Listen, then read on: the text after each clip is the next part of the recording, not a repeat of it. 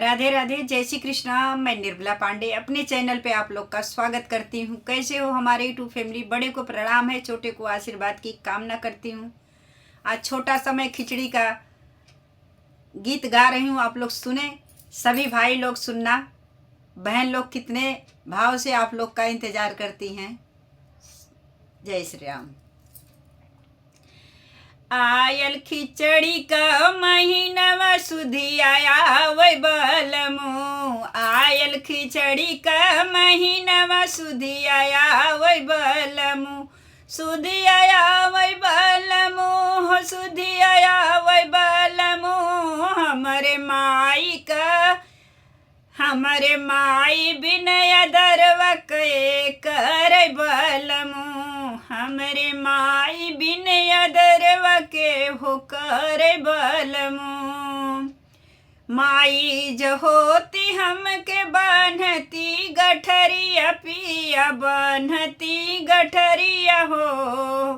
भेजती हम के खिचड़िया सुधी आया वै बलमु। भेजती हम के खिचड़िया सुधी आया वै बलमु। आयल खिचड़ी का महीनवा सुधी आया वै बलमु।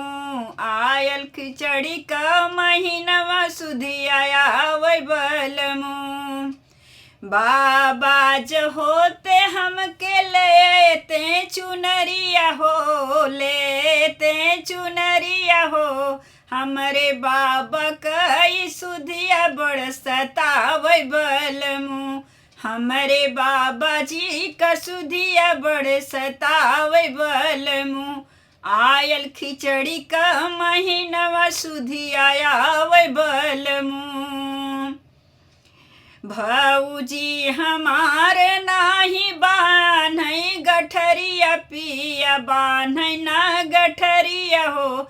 हमरे बीरना के भौजी ना पठावै बलमु। हमरे भैया के भौजी ना पठावै बलमु। आयल खिचड़ी का महीनवा सुधी आया वै बलमु। आवे खिचड़ी का महीनवा सुधी आया वै बलमु। जो ही बीरन कई डगरिया सुधी आया वै बलमु। जो ही बीरन कई डगरिया सुधी आया वै बलमु। जय श्री राम।